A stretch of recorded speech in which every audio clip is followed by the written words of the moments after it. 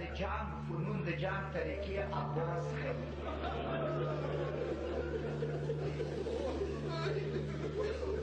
یو مخصوص ځای و، هغه مخصوص ځای کې د مولا عباس ولکو ته شونو ته د جناب ابو طالب علیه السلام د اولاد شونو ته د جنګ طریقې ښیي.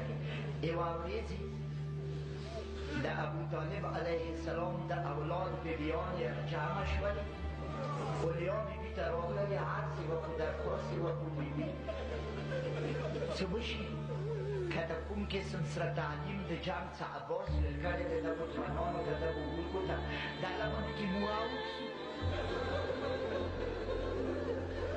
اورو بیبي علمدار ته ویله علمداره وګوره بیبیانې د داسې درخواست کوي.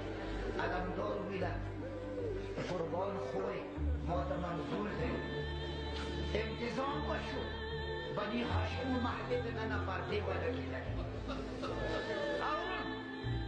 بیبیانې پردو د څټه کېنستلې، بني هاشم وړکي دوه علمدار خوښول غځول، هغوی خپله مظاهره کوله د جنګ څنګه کېږي، حمله څنګه کېږي، ګزار څنګه کېږي، هغوی خپله مظاهره کوله. او اخر یو عباس پاتې شو، یو خیالي اکبر.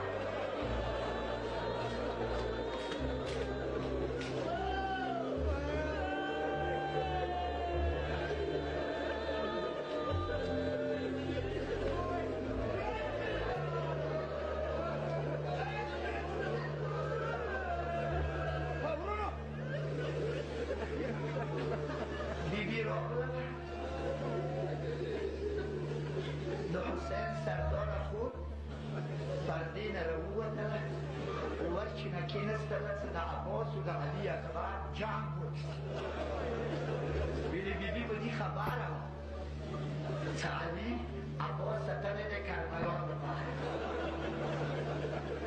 اورونو اول یې د تورو مقابله وښیله، علي اکبر به حمله کوله، عباس به د هغې